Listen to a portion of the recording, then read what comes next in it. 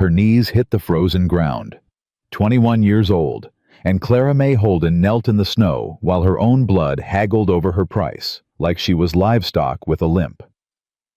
"Throw in the girl," her uncle slurred, "and I'll forget you owe me for that fence."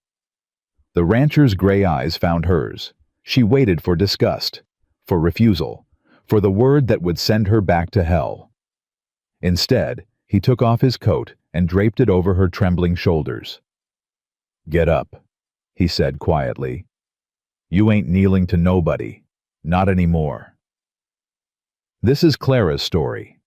Stay until the end and comment what city you're watching from. I want to see how far her journey travels.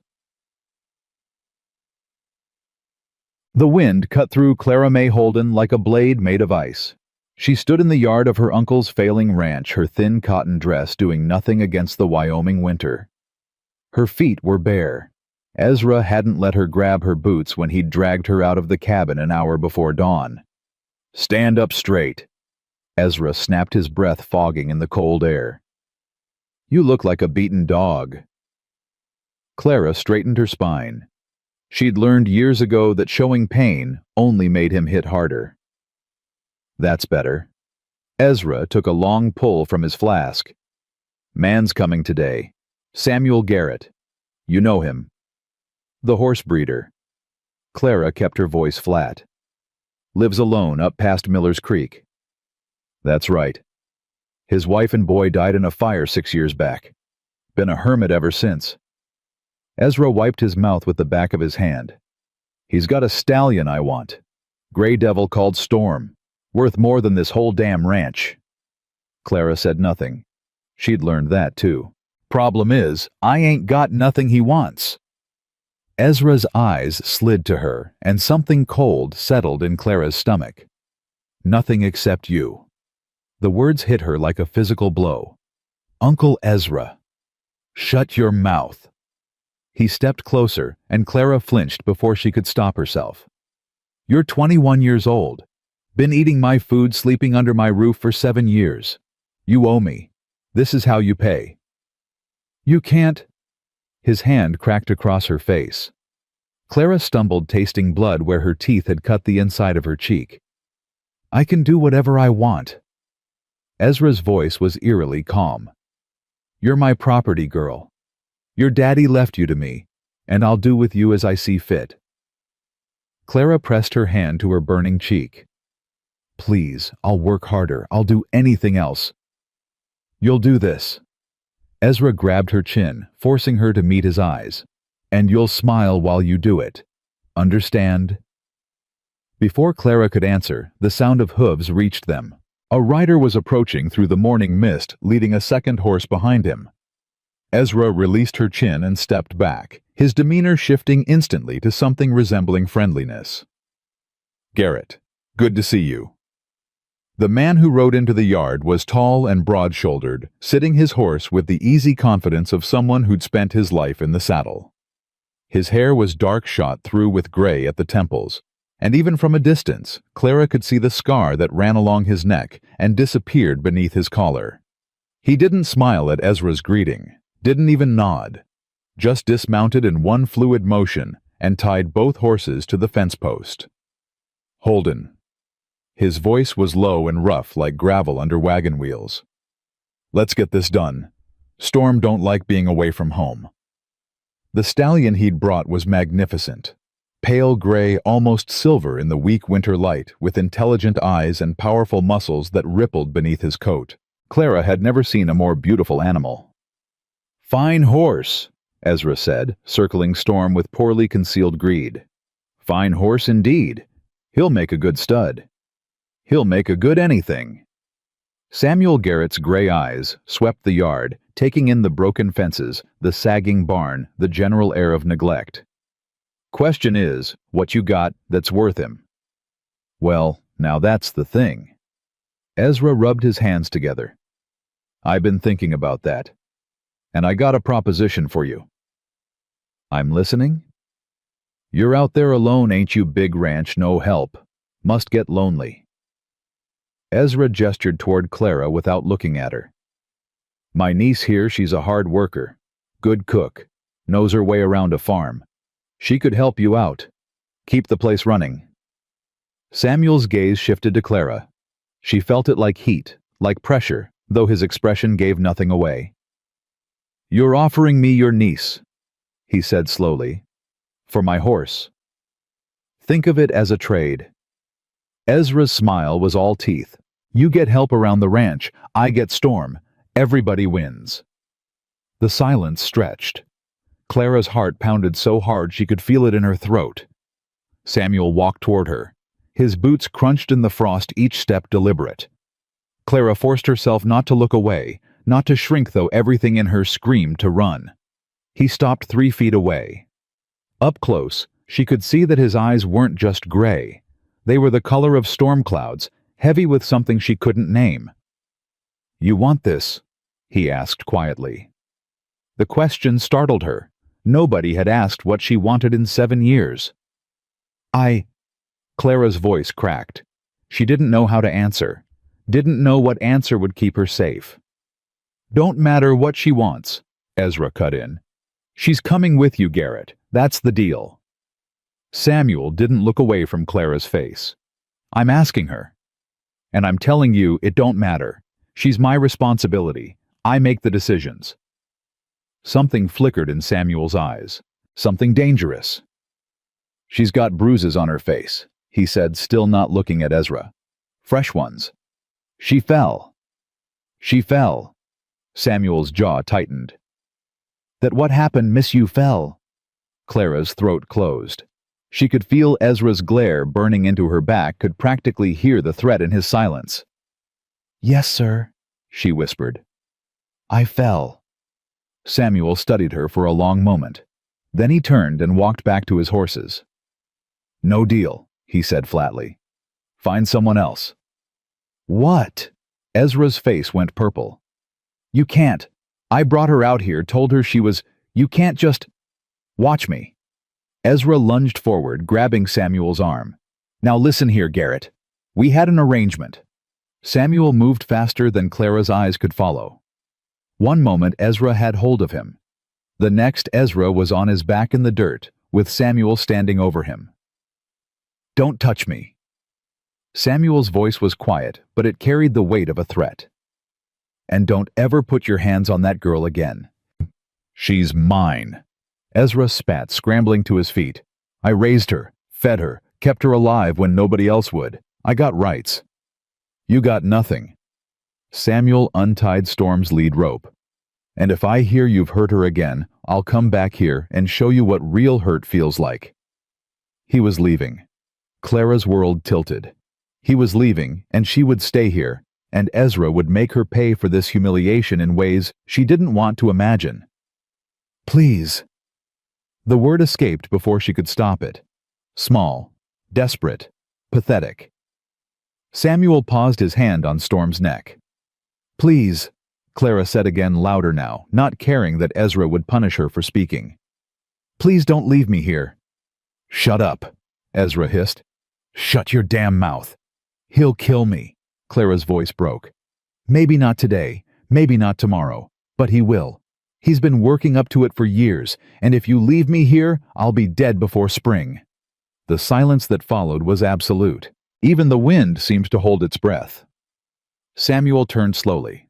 His gray eyes moved from Clara to Ezra, then back again. "That true?" he asked. "He been hurting you?" Clara's hands were shaking. Her whole body was shaking. But she met his eyes and told the truth for the first time in 7 years. "Every day, since I was 14 years old." Ezra's face contorted with rage. "You lying little—" He lunged for Clara. She stumbled backward, throwing up her arms, bracing for the blow. It never came. Samuel caught Ezra by the throat, lifting him half off his feet. "I said," Samuel's voice was terrifyingly calm, "don't touch her." Ezra clawed at the hand around his neck, making choking sounds. "Now here's what's going to happen." Samuel's grip didn't loosen. "I'm taking the girl. You're keeping your horse. And if I ever see your face again, I'll break every bone in your body. We clear?" Ezra's feet kicked uselessly. His face was turning red, then purple. I said, "Are we clear?" A strangled sound that might have been agreement. Samuel released him. Ezra collapsed to the ground, gasping and coughing. "Get on Storm." Samuel didn't look at Clara as he spoke. "We're leaving." Clara's legs moved without conscious thought. She approached the silver stallion, trembling so hard she could barely see straight. The horse snorted, sensing her fear. "Easy, boy." Samuel was there suddenly, his hand on Storm's neck. "She's coming with us. Be good." Storm calmed immediately, his dark eyes regarding Clara with what almost looked like understanding. "Can you ride?" Samuel asked.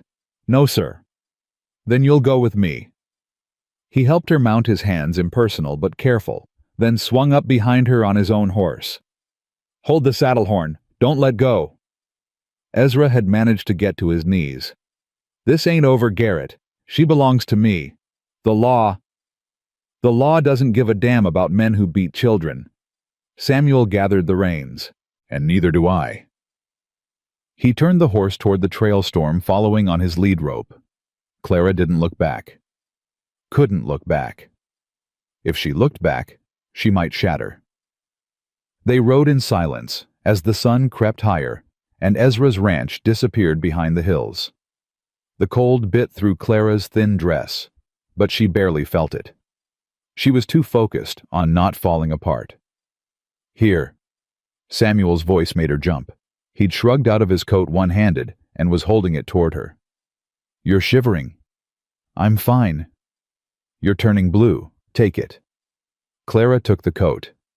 It was warm from his body heat and smelled like leather and wood smoke and something else. Something that made her feel for just a moment like she might be safe. "Thank you," she whispered, pulling it tight around her shoulders. Samuel said nothing, just kept his eyes on the trail ahead. They rode for what felt like hours. The landscape changed gradually. The flat scrubland giving way to rolling hills, then to steeper terrain, with pine trees pressing close on either side. Snow began to fall soft and thick, muffling the sound of the horses' hooves. "Storm don't like snow," Samuel said eventually. "Makes him skittish."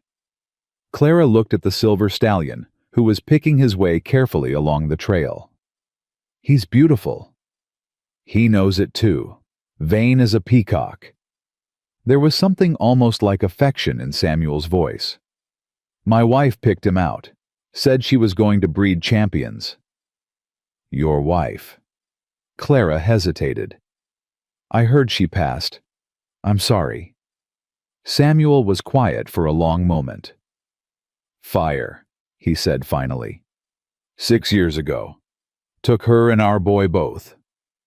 "I'm sorry," Clara said again, knowing the words were inadequate. "Yeah." Samuel's voice was rough. "Me too." The snow was falling harder now, and Clara could barely see the trail ahead. She was starting to shiver again despite the coat, her feet long since gone numb. "Not much farther," Samuel said, as if sensing her discomfort. "Another 20 minutes. Where are we going?" "My place. Garrett's Rest." He paused. "It ain't much, but it's warm. Got food. A bed." A bed. Clara couldn't remember the last time she'd slept in a real bed. Ezra had given her a pallet on the floor of the pantry, drafty and cramped. "Why?" she asked before she could stop herself. "Why what? Why are you helping me? You don't know me. You don't owe me anything." Samuel was silent for so long, Clara thought he wasn't going to answer. "I know what it's like," he said finally. "To be alone. To think nobody's coming to help." His arms tightened slightly around her as they navigated a steep section of trail. "I wasn't going to leave you there. Couldn't have lived with myself if I did." Clara's throat tightened. She couldn't speak, so she just nodded, hoping he could feel it. They crested a ridge, and suddenly the Garrett homestead spread out before them. A cabin solid and well-maintained with smoke rising from the chimney, a large barn, fenced pastures that stretched toward the tree line. It wasn't grand, but it was cared for. Loved even. "Home," Samuel said quietly. The word hit Clara strangely. She'd almost forgotten what home meant. They rode down into the valley, Storm prancing, despite his dislike of snow, clearly recognizing his territory. Samuel guided his horse to the barn first, dismounting and helping Clara down. Her legs nearly buckled when her feet hit the ground. Samuel caught her elbow, steadying her. "Easy. You're half frozen." "I'm fine," Clara said automatically. Samuel's gray eyes met hers. "You keep saying that. I don't think it means what you think it means." Before Clara could respond, he was leading Storm into the barn, checking on the other horses, moving with the efficiency of long practice. Clara stood uncertainly in the doorway watching. "You can come in," Samuel said without looking up. "Horses don't bite. Well, Storm might, but he's just showing off." Clara stepped into the barn. It was warmer here out of the wind, and it smelled of hay and horse and leather. Familiar smells. Comforting ones. 4 horses occupied the stalls. Storm now settling into his own space. A massive black gelding, who regarded Clara with mild interest. 2 mares, 1 chestnut, and 1 bay. "The black one's Thunder," Samuel said, still working on unsaddling Storm. "He's mine. The mares are Ruby and Belle. That young one there." He pointed to a smaller horse in the last stall. "That's Copper. He's still green, but he's got a good heart." Copper was looking at Clara with large, curious eyes. Without thinking, she moved toward him, holding out her hand, the way she'd seen stable boys do. Copper stretched his neck, sniffing her palm. Then he nuzzled against her hand, soft and warm. "He likes you." Samuel had paused in his work to watch. "That's rare. He don't take to most people." "He's sweet." Clara stroked Copper's nose, feeling something in her chest loosen. "Just a baby, really. 3 years old. Acts like a puppy most days." Samuel finished with Storm and moved toward the barn door. "Come on. Let's get you inside before you freeze solid." The cabin was small, but warm. A fire crackled in the stone fireplace, filling the room with flickering light. Clara saw a table with 2 chairs, a small kitchen area, shelves lined with books and supplies. "It ain't fancy." Samuel said, a note of apology in his voice. "It's wonderful." Clara meant it. After 7 years in Ezra's cramped, filthy cabin, this felt like a palace. Samuel moved to the fireplace, building up the flames. "There's 2 bedrooms. Mine's through that door. Yours is that one." He pointed to a door on the opposite side of the room. "Got a lock on it, from the inside." Clara's breath caught. "A lock? Figured you'd want your own space, your own privacy." Samuel straightened, still not quite meeting her eyes. "I ain't going to hurt you. I know you got no reason to believe that, but I'm saying it anyway. You're safe here." Safe. The word felt foreign. Impossible. "Why?" Clara asked again. "Why are you doing all this?" Samuel was quiet for a moment, staring into the fire. When he spoke, his voice was rough. "My boy was 4 when he died. Thomas." He swallowed hard. "I think about him every day. Think about all the things I couldn't protect him from. All the ways I failed him." He finally looked at Clara, and she saw the grief in his eyes. Raw and deep, and never quite healed. "I couldn't save my son," he said quietly. "But maybe I can help you. Maybe that means something. Maybe it doesn't. But I'm going to try." Clara's vision blurred with tears she refused to let fall. "Thank you," she whispered. "I don't know how to. I can't ever. You don't owe me anything." Samuel's voice was firm. "This ain't a debt. This ain't a transaction. You're just here. That's all. You're just here, and you're safe, and tomorrow we figure out the rest." He moved toward the kitchen area. "You hungry? I got stew from yesterday. It ain't much, but it's hot." Clara realized she was starving. Ezra had barely fed her, and she couldn't remember her last real meal. "Yes," she said. "Please." They ate in silence, sitting across from each other at the small table. The stew was simple, but good, warming Clara from the inside out. Samuel ate methodically, his gray eyes occasionally flickering to her face as if checking to make sure she was still there. "You got any family?" he asked eventually. "Besides the uncle." "No, my parents died when I was 14. Fever." Clara set down her spoon.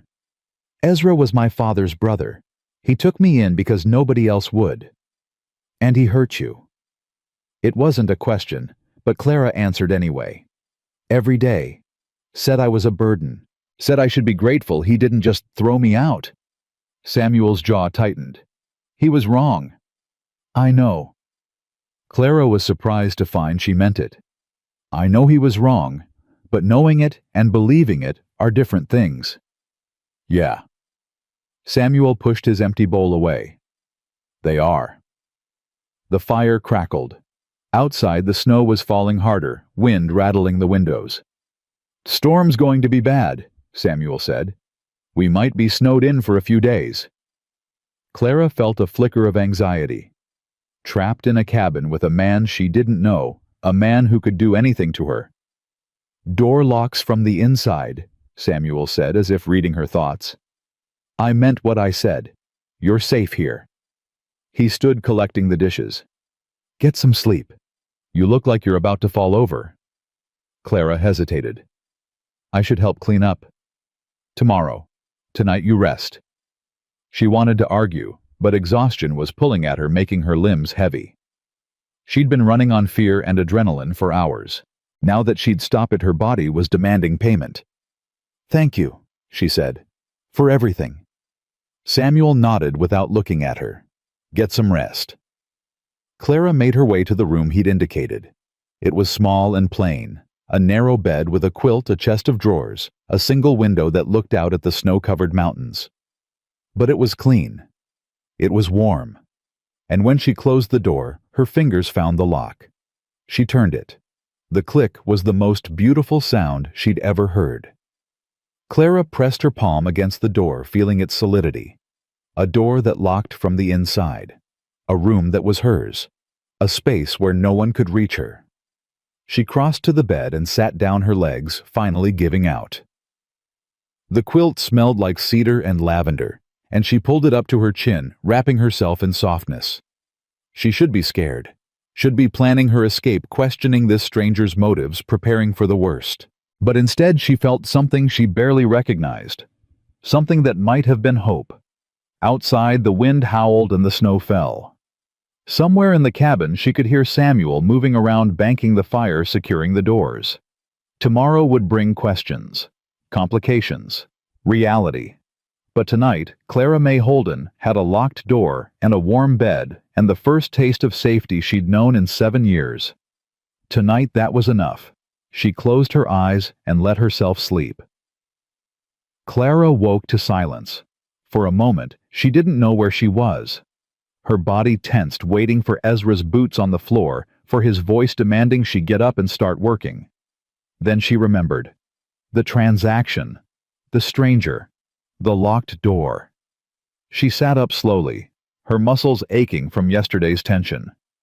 Weak winter light filtered through the window, revealing that the snow had stopped sometime during the night. The world outside was white and still. Clara listened. She could hear movement in the main room. Quiet sounds, controlled. Nothing like Ezra's heavy, angry footsteps. She unlocked the door and opened it a crack. Samuel was at the stove, his back to her. The smell of coffee filled the cabin, rich and warm. He must have heard her because he spoke without turning around. "Coffee's ready. There's bread on the table." Clara stepped out, pulling her thin dress tighter around herself. "I should have been up earlier. I can cook." "You needed sleep." Samuel finally turned, holding 2 tin cups. "Sit down." It wasn't a command. Not really. But Clara found herself obeying anyway, sinking into one of the chairs at the small table. Samuel set a cup in front of her, then took the seat across. "How'd you sleep?" he asked. "Better than I have in years." Samuel nodded, wrapping his hands around his own cup. "Good." They sat in silence for a moment. Clara studied him over the rim of her cup, the lines around his eyes, the scar that disappeared beneath his collar, the way he held himself like a man waiting for the next blow. "What happens now?" she asked. "What do you mean?" "I mean—" Clara set down her cup. "I'm here, in your house. What do you expect from me?" Samuel's gray eyes met hers. "I don't expect anything. Everyone expects something. I ain't everyone." He took a long drink of coffee. "You want to work? There's plenty to do. You don't want to work, that's fine too. You want to leave? I'll take you to town, help you find somewhere else. Your choice." Clara stared at him. "My choice?" "That's what I said. Nobody's ever—" She stopped swallowing hard. "Nobody's ever given me a choice about anything." Something flickered across Samuel's face. Pain, maybe, or understanding. "Well," he said quietly, "you got one now." The days that followed were strange. Clara kept waiting for the other boot to drop, for Samuel to reveal his true nature, to demand payment for his kindness, to show her that he was just like every other man she'd known. It didn't happen. He gave her space, treated her with quiet respect, never raised his voice, never moved too fast, never made her feel trapped. On the third day, Clara found herself in the barn. She hadn't meant to go there. Had just been walking, trying to burn off the restless energy that came from not knowing what to do with herself. But Copper had called to her, a soft whinny that sounded almost like a question. "Hey there," she said, approaching his stall. "Remember me?" Copper stretched his neck toward her, nuzzling her hand. Clara laughed, actually laughed at his eagerness. "You're a friendly one, aren't you? He's been asking for you." Clara spun. Samuel stood in the barn doorway, his arms full of hay. "Asking," she repeated. "Been making noise every time someone walks by. Looking for you, I think." Samuel moved past her to fill the feed bins. "You got away with horses." "I don't know anything about horses." "Don't have to know, just have to feel." He finished with the hay and turned to face her. "You want to learn?" Clara hesitated. "Learn what?" "How to work with them, care for them, ride eventually." Samuel shrugged. "If you're going to be here, might as well make yourself useful, but only if you want." There it was again, that phrase, "only if you want." "I want," Clara said. "I want to learn." Samuel nodded. "All right then, we start tomorrow." He was a patient teacher. Clara hadn't expected that. Hadn't expected the way he'd explain things 3 times without frustration. The way he'd demonstrate instead of just telling. The way he'd correct her mistakes without making her feel stupid. "Hold your hand flat," he said on the 4th morning, watching her offer Copper an apple slice. "Fingers together, otherwise he might mistake them for the apple." Clara adjusted her grip. Copper took the treat delicately, his soft lips tickling her palm. "Good." Samuel's voice was warm, almost proud. "You're a natural." Clara felt heat rise to her cheeks. "I'm just feeding him." "You're connecting with him. That's different." Samuel moved to check Storm's hooves, his movements practiced and sure. Horses know when someone's scared of them. They know when someone's kind. Copper knows you're kind. "How?" "Can't explain it. Just something they sense." Samuel straightened, running his hand along Storm's flank. "Animals don't lie, don't pretend. They see what's real and they respond to it. That's why I prefer them to people mostly." Clara watched him with Storm, saw the way the massive stallion leaned into his touch. "You loved her," she said quietly. "Your wife." Samuel's hand stilled on Storm's neck. "Yeah." "What was she like?" For a long moment, she thought he wouldn't answer. Then he exhaled slowly. "Martha was sunlight. That's the only way I can describe her. She walked into a room and everything got brighter." His voice roughened. "She grew up on a ranch in Montana. Could ride before she could walk. Loved horses more than anything except Thomas." Your son. Our son. Samuel's jaw tightened. He was 4, curious about everything. Used to follow me around asking questions all day. Why's the sky blue? Why do horses sleep standing up? Why? Why? A ghost of a smile crossed his face. Drove me crazy sometimes. I'd give anything to hear those questions now. Clara's throat tightened. The fire. Started in the cabin. Middle of the night. I still don't know how lamp fell, maybe. Or the stove. Samuel's voice went flat, controlled. I woke up to smoke and Martha screaming. Got her out first, then went back for Thomas. He stopped. Clara waited. By the time I found him, the smoke was too thick. I got him outside, but... His voice cracked. He didn't wake up. Smoke took him before the flames could. Samuel. Martha died 2 days later. Burns and smoke damage. She kept asking for Thomas. Kept asking if he was okay. Samuel's gray eyes were bright with unshed tears. I lied to her. Told her he was fine. That he was safe. That she'd see him soon. Clara moved without thinking, crossing the space between them and taking his hand. Samuel flinched at the contact, then stilled. You gave her peace, Clara said quietly. That wasn't a lie. That was mercy. I couldn't save them. The words came out broken. Either of them. You tried. You went back into a burning building. Clara squeezed his hand. That's not failure. That's love. Samuel looked at her. Really looked for the first time since she'd arrived. His gray eyes searched her face like he was looking for something. You lost your parents, he said. How do you keep going? Clara considered the question. I don't know.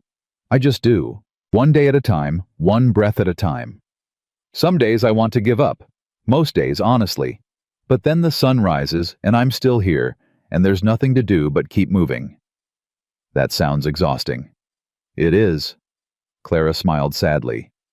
But it's better than the alternative. Samuel's hand turned in hers, his fingers intertwining with her own. Neither of them spoke. They just stood there in the quiet barn while the horses shifted in their stalls and dust motes floated in the morning light. That night, Samuel brought out a chess set.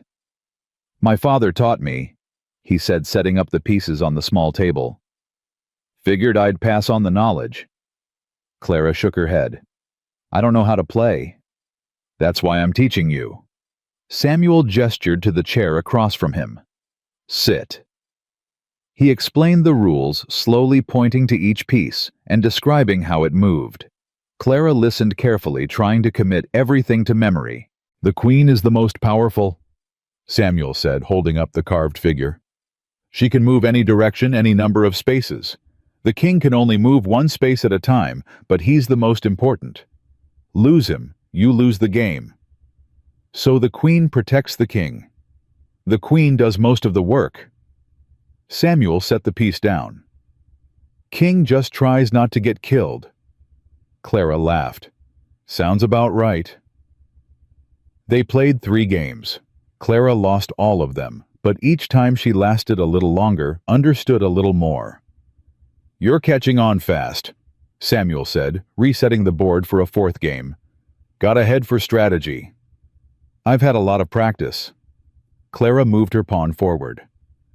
Figuring out how to survive Ezra was like a chess game. Always thinking 3 steps ahead, trying to predict what he'd do next.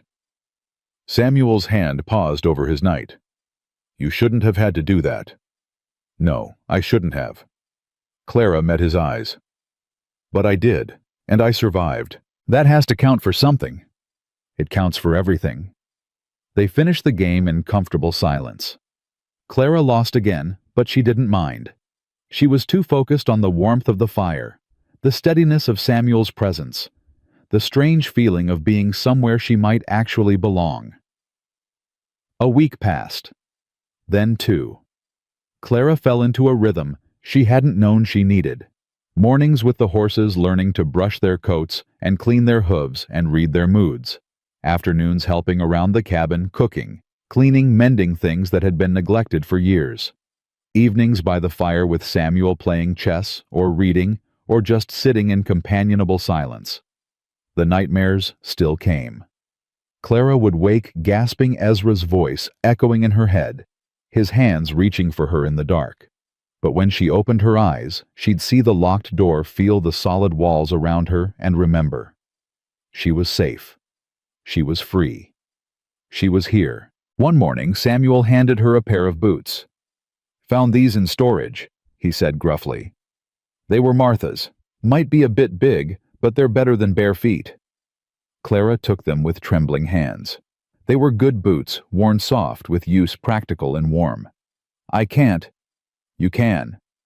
Samuel turned away, uncomfortable with gratitude. She'd want someone to use them. No point letting good boots go to waste. Clara slipped them on. They were only slightly too big, nothing some extra socks wouldn't fix. "Thank you," she whispered. Samuel just nodded, already heading for the barn. The first time Clara rode a horse, she nearly fell off. "Easy." Samuel set his hand steady on Copper's bridle. "Don't grip so tight. Let your body move with his." Clara tried to relax, but her muscles screamed in protest. Every shift of Copper's weight felt like an earthquake. "I can't." "You can. Just breathe." Samuel's voice was calm, steady. "Copper's not going to hurt you. He's just walking. Let him carry you." Clara closed her eyes and focused on breathing. In, out, in, out. Slowly, gradually, her body began to adjust. She stopped fighting Copper's movement and started flowing with it. The terror faded, replaced by something else. Something that felt almost like freedom.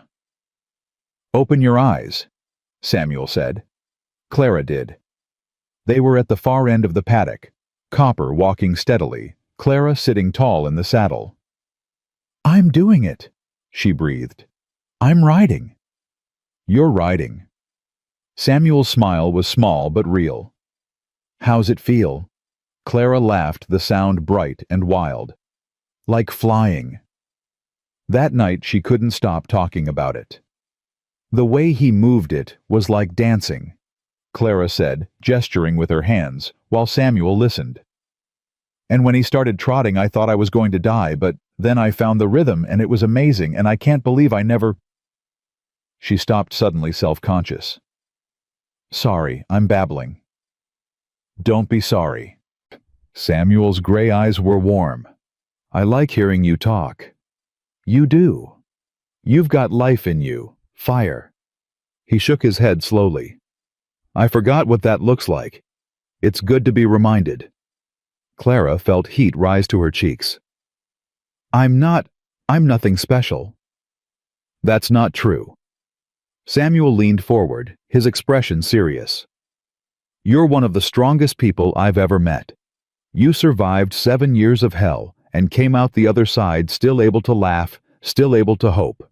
That's not nothing. That's everything." Clara's throat tightened. Nobody had ever spoken to her like this. Nobody had ever seen her as anything but a burden, an obligation, a mouth to feed. "Why do you say things like that?" she asked quietly. "Like what?" "Like I matter. Like I'm worth something." Samuel was quiet for a moment. Then he stood and crossed to where she sat, kneeling in front of her chair, so their eyes were level. "Because you do matter," he said. "Because you are worth something. And because somewhere along the way, someone made you believe you weren't. That was a lie, Clara. The biggest lie anyone ever told you." Tears spilled down Clara's cheeks. She couldn't stop them, couldn't hold them back. "I don't know how to believe that," she whispered. "Then I'll believe it for you." Samuel's hand rose slowly, giving her time to pull away. When she didn't, he gently wiped a tear from her cheek. "Until you can believe it for yourself." Clara caught his hand, holding it against her face. His skin was rough with calluses, warm against her cold cheek. "Why are you doing this?" she asked. "Really? Why me?" Samuel's jaw tightened. "Because I couldn't save them. Martha, Thomas, I couldn't save them, and I've been dying ever since. just going through the motions waiting for it to be over. His thumb traced her cheekbone. Then you showed up, scared and brave and fighting even when you had nothing left. And I thought maybe this is why I'm still here. Maybe this is what I'm supposed to do. Save me. Help you save yourself. Samuel's lips quirked. There's a difference. Clara didn't know who moved first. Maybe they both did. But suddenly, his lips were on hers, gentle and questioning, and she was kissing him back. It lasted only a moment. Then Samuel pulled away, his expression stricken. I'm sorry, he said, standing abruptly. I shouldn't have. You've been through hell and I'm taking advantage. Samuel. He stopped, his back to her. You're not taking advantage. Clara rose from her chair, crossing to stand behind him. I kissed you back. I wanted to. You don't know what you want. You're vulnerable. You're scared. I'm not scared of you. Clara touched his shoulder, felt him flinch. I'm scared of everything else in this world, but not you. Never you. Samuel turned slowly. His gray eyes searched her face. This is fast, he said. Too fast. I know. We barely know each other. I know. There's so much. I've got ghosts, Clara. So many ghosts. Some nights I can't breathe from the weight of them. Clara took his hand. I've got ghosts too. Maybe we can carry them together. Samuel closed his eyes. I don't deserve...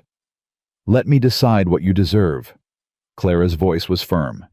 Let me choose for once. Let me choose you. When he opened his eyes again, they were wet with tears. Okay, he whispered. Okay. He kissed her again, softer this time, sweeter. A promise and a question all wrapped up together. Clara kissed him back and felt something crack open in her chest. Something that had been locked away for 7 years, maybe longer. Something that felt like hope. They pulled apart eventually, both breathing hard. We should...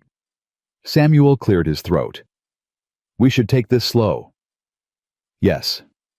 Figure out what we're doing. Yes. I'm not good at this. Talking. Feelings. Any of it. Clara smiled. Neither am I. So we'll be bad at it together. That sounds about right. Samuel laughed, the sound rusty with disuse. God, you're something else.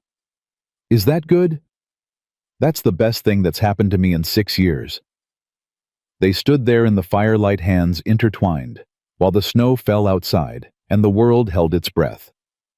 Clara didn't know what tomorrow would bring. Didn't know if this fragile new thing between them would survive the weight of their combined grief. Didn't know if Ezra would come for her, if the past would catch up, if the future would be as dark as she feared. But tonight, she had this. A warm cabin, a good man, a locked door, and a choice she'd made for herself. Tonight, that was enough. She squeezed Samuel's hand. Teach me another chess game, she asked. Samuel smiled. Really smiled, the expression transforming his weathered face. Yeah, he said. Yeah, I can do that. They sat down at the table, and Clara reached for the pieces, and outside the wind howled, and the snow fell, and inside 2 broken people started learning how to be whole. 3 weeks into her new life, Clara met Josie Callahan. The older woman arrived on a gray morning, her horse picking through the snow with practiced ease. Clara was in the barn with Copper when she heard the hoofbeats, and her whole body went rigid with fear. Easy, Samuel said, appearing beside her. That's just Josie. Town healer. She checks on me every few weeks, whether I want her to or not. Clara's heart was still pounding. You're sure? I'm sure. Samuel touched her shoulder briefly. Come on. She'll want to meet you. Josie Callahan was not what Clara expected. She was maybe 60, with gray hair pulled back in a practical bun, and eyes that seemed to see everything. She dismounted with the ease of someone half her age, and fixed Samuel with a stern look. 3 weeks, she said. 3 weeks and not a word. I had to hear from Mrs. Patterson at the general store that you'd taken in a girl. Josie. Don't you Josie me Samuel Garrett. She turned those sharp eyes on Clara. You must be Clara. I'm Ada Josephine Callahan, but everyone calls me Josie. I deliver baby's set bones and keep this fool alive despite his best efforts. Clara didn't know what to say. Ma'am. None of that ma'am business. Makes me feel old. Josie's expression softened. How are you, child, really? The question caught Clara off guard. Nobody had asked her that since she'd arrived. Samuel asked if she needed things, if she was hungry, if she was cold. But this was different. This was someone looking at her and seeing the wounds beneath the surface. Clara's voice wavered. I'm okay. Josie studied her for a long moment. Then she nodded. You will be. That's what matters. She turned back to Samuel. You going to invite me in, or are we going to freeze out here? Inside? Josie made herself at home. She brewed tea from herbs she'd brought, checked Samuel's cupboards, and tutted at the lack of vegetables, and generally filled the cabin with energy that had been missing. So, she said, settling into a chair with her tea. Tell me everything. Samuel gave her an abbreviated version. Ezra's cruelty, the transaction, Clara's choice to come with him. Josie listened without interrupting. When he finished, she set down her cup. Ezra Holden always was a piece of work. His wife left him, 15 years ago, ran off with a cattle driver from Colorado. He's been mean as a snake ever since. She looked at Clara. You're not the first person he's hurt. Just the first one brave enough to get away. I didn't get away, Clara said quietly. Samuel saved me. Samuel gave you an option. You're the one who took it. Josie's voice was firm. Don't diminish what you did, child. You spoke up. You asked for help. That takes more courage than most people have. Clara's throat tightened. I was just scared. Fear and courage aren't opposites. They're partners. Josie reached across and took Clara's hand. You're going to be fine. Better than fine. I can see it in you. After Josie left, Clara sat by the fire and thought about her words, about courage and fear, and the strange path that had brought her here. She likes you, Samuel said, coming in from seeing Josie off. How can you tell? She didn't threaten to poison anyone. Samuel's lips quirked. That's her version of approval. Clara laughed despite herself. She's intense. She's the best person I know. Samuel sat down across from her. When Martha and Thomas died, she's the one who kept me alive. Showed up every day for months. Made sure I ate. Made sure I didn't do anything stupid. Like what? Samuel was quiet for a moment. Like follow them. The words hung in the air.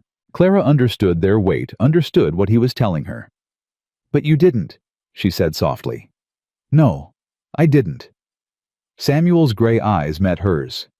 Some days, I'm not sure why. Other days, I'm glad. What about today? Samuel looked at her for a long moment. Today, I'm glad.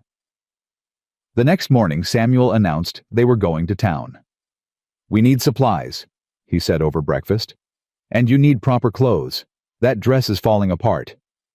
Clara looked down at herself. He was right. The thin cotton was worn through in places barely held together by her amateur mending. I don't have any money, she said. I do. I can't let you, Clara. Samuel's voice was patient. You can and you will. This isn't charity. Consider it an advance on wages if it makes you feel better. Wages? You've been working, helping with the horses, cooking, cleaning. That's labor. Labor gets paid. Samuel stood clearing his dishes. We leave in an hour. The ride to Bitter Creek took nearly 2 hours. Clara rode behind Samuel on Thunder, her arms wrapped around his waist, trying not to think about how good it felt to be close to him. The town was bigger than she'd expected. A main street lined with buildings, people moving about their business horses, tied to hitching posts. Clara's stomach tightened as they rode in. She could feel eyes turning toward them, could hear the whispers starting. "Ignore them," Samuel said quietly. "Small-town folks got nothing better to do than gossip." They stopped at the general store first. Samuel helped Clara down his hands, lingering at her waist for just a moment before he stepped back. "Mrs. Patterson," he said, nodding to the woman behind the counter. "We need supplies, and Miss Holden needs some clothes." Mrs. Patterson's eyes swept over Clara with barely concealed curiosity. "Miss Holden, I heard you were staying out at Garrett's place." "Yes, ma'am." Clara kept her voice steady. Mrs. Patterson's expression was unreadable. "Clothes are in the back. I'll show you." The selection was limited, but Clara found 2 practical dresses, some undergarments, and a warm wool coat that made her want to weep with gratitude. She brought them to the counter where Samuel was already loading supplies. "That everything?" he asked. "It's too much. It's not enough." Samuel added a pair of wool socks to the pile. "You need gloves too, and a hat." "Samuel." "Don't argue with me, woman. You'll lose." Clara couldn't help the smile that tugged at her lips. "Fine." They were loading the supplies onto Thunder when a voice cut through the street. "Well, well, if it ain't Samuel Garrett." Clara's blood turned to ice. She knew that voice. Knew it like she knew the sound of her own heartbeat. Ezra Holden stood 20 feet away, swaying slightly. Even from this distance, Clara could smell the whiskey on him. Samuel stepped in front of Clara, his body a shield. "Holden." "You got something of mine, Garrett?" Ezra's eyes fixed on Clara. "Come to take it back." "She's not yours." Samuel's voice was deadly calm. "She never was." "The hell she wasn't." Ezra took a step forward. "I raised that girl, fed her, kept her alive. She owes me." "She owes you nothing." "You think you can just take what's mine?" Ezra's voice rose, drawing attention from passers-by. "You think I'm going to let some grieving hermit steal my property?" Samuel's hand moved to his belt where Clara knew he kept a knife. "Walk away, Holden. This doesn't have to end badly." "It already ended badly. When you took what wasn't yours." Ezra's eyes found Clara again. "Come here, girl. Now." Clara's legs trembled. Every instinct screamed at her to obey, to run to him, to do whatever he wanted, to avoid the punishment that would follow. But she didn't move. "No," she said. Her voice shook, but the word was clear. Ezra's face contorted. "What did you say?" "I said no." Clara stepped out from behind Samuel, her hands clenched into fists. "I'm not coming with you. I'm not your property. I'm not your anything." "You ungrateful little—" "I'm done." Clara's voice grew stronger. 7 years I let you hurt me. 7 years I believed I deserved it. But I don't. I never did. Ezra lunged forward. Samuel moved faster, catching him by the collar and slamming him against the nearest hitching post. "Touch her." Samuel said, his voice low and dangerous. "And I'll kill you. Right here. Right now. Don't think I won't." Ezra struggled, but Samuel's grip was iron. "You can't do this. There's laws. The law doesn't protect men who beat children." Samuel leaned closer. "And even if it did, I don't care. You come near her again, you send anyone near her, you even look in her direction, I'll end you. We clear." Ezra's face was purple with rage, but Clara could see the fear beneath it, the realization that he'd lost. "This ain't over," he spat. "Yeah, it is." Samuel released him, and Ezra stumbled. "Get out of my sight." Ezra stood there for a moment, his eyes burning with hatred. Then he turned and staggered away, disappearing into the saloon. Clara's legs gave out. Samuel caught her before she hit the ground. "I've got you," he murmured. "I've got you." "He found me." Clara's voice was barely a whisper. "He found me." "He's not going to hurt you. I won't let him." "You can't watch me every second. Then I'll teach you to protect yourself." Samuel's arms tightened around her. "But he's not going to hurt you. Not ever again. I promise." Clara buried her face in his chest and let herself shake. The ride home was silent. Clara clung to Samuel, her mind racing with fear and fury, and something else. Something that felt like strength. She'd said no. She'd stood up to Ezra. After 7 years of silence, she'd finally spoken. And she was still here, still breathing, still alive. When they reached the cabin, Samuel helped her down and led her inside. He built up the fire, made coffee, wrapped a blanket around her shoulders. Small kindnesses that made Clara's heart ache. "I'm sorry," she said finally. Samuel looked up from the fire. "For what?" "For bringing him to your door. For causing trouble. For—" "Stop." Samuel crossed to her, kneeling in front of her chair. "You didn't bring him anywhere. He came because he's a cruel, petty man who can't accept that he lost. None of this is your fault." "But none of it." Samuel's hands found hers. "You hear me? This is his doing, not yours." Clara's eyes filled with tears. "I was so scared." "I know. But I said no. I actually said no." "You did."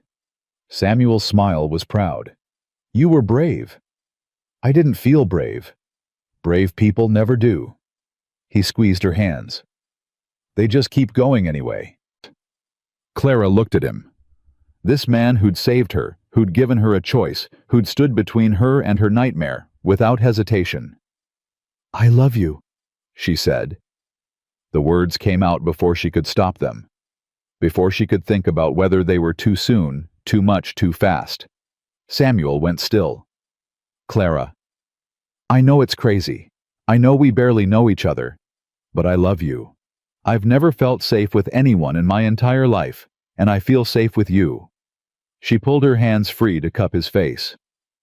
"I love you, Samuel Garrett, and I don't care if it's too soon to say it." Samuel closed his eyes. When he opened them again, they were bright with tears. "I love you too," he said hoarsely. "God help me, I do. I didn't think I could feel this again, didn't think I had it left in me." "You do?" "Yeah." He turned his head, pressing a kiss to her palm. "I do." He kissed her then. Not gentle, not questioning, fierce and desperate, and full of everything they'd both been holding back. Clara kissed him back with equal intensity, pouring all her fear and hope and love into the connection. When they finally broke apart, both breathing hard, Samuel rested his forehead against hers. "Marry me," he said. Clara's heart stopped. "What?" "Marry me." Samuel pulled back to look at her. "I know it's fast. I know there's 100 reasons we should wait. But life's short and cruel, and it takes things from you without warning. I don't want to wait. I want to spend whatever time I've got left with you." "Samuel, you don't have to answer now. Think about it. Take as long as you need." "Yes." Samuel blinked. "Yes. Yes." Clara laughed through her tears. "Yes, I'll marry you." "You're sure?" "I've never been more sure of anything." She kissed him again. "Yes, 1,000 times yes." Samuel pulled her into his arms, holding her like she was something precious, something worth protecting. "We'll do it right," he said against her hair. "Proper ceremony. Josie can witness. Make it legal so nobody can say anything." "I don't care about proper." Clara pulled back to look at him. "I just care about you." "Well, I care about proper." Samuel's jaw set stubbornly. "You deserve a real wedding, a real marriage, not some backroom arrangement." "Is that what you think this is?" "I think—" Samuel paused.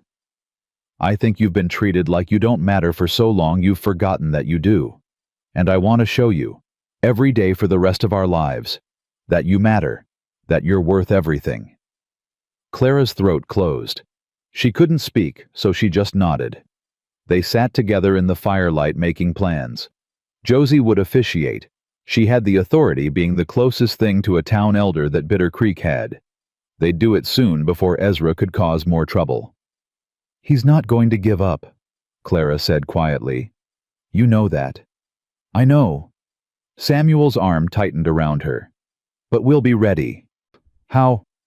I'll teach you to shoot, to defend yourself. And we'll talk to Sheriff Dawson, make sure there's a record of what Ezra's done. Samuel's jaw set. He's not taking you from me. Not now. Not ever. Clara leaned into him, drawing strength from his certainty. Tell me something, she said. Something about the future. Something good. Samuel was quiet for a moment. When spring comes, we'll plant a garden. Vegetables and flowers both. You'll learn to can and preserve. We'll have food all through next winter. What else? The mares will foal. Ruby's already pregnant. By summer we'll have new horses, new life. What else? Samuel's hand moved to her stomach, resting there gently. Maybe someday, if you want. Clara's breath caught. A family. A family. Samuel's voice was rough. I never thought I'd want that again. After Thomas, I thought that part of me was dead. But with you, I want that. Clara covered his hand with her own. I want everything with you. They sat there in the fading firelight, dreaming of futures neither of them had dared to imagine. Outside the wind howled and the snow fell, but inside there was warmth and hope, and the beginning of something beautiful. Clara didn't know what tomorrow would bring. Didn't know if Ezra would come for her, if the fragile peace they'd built would shatter. But she knew one thing. She wasn't alone anymore. She had Samuel. She had love. She had a choice. And whatever came next, they would face it together. She closed her eyes and let herself believe in the future. For the first time in her life, it actually seemed possible. The wedding happened 3 days later. Josie arrived at dawn carrying a bundle wrapped in brown paper and wearing an expression that dared anyone to argue with her. I brought you something, she said, thrusting the package at Clara. It was mine. Wore it when I married my Henry 40 years ago. It's seen better days, but it's still got life in it. Clara unwrapped the paper with trembling fingers. Inside was a dress. Simple cream-colored cotton with delicate lace at the collar and cuffs. Not fancy, but beautiful in its simplicity. Josie, I can't. You can and you will. Josie's voice was gruff, but her eyes were soft. Every bride deserves to feel beautiful, even practical ones.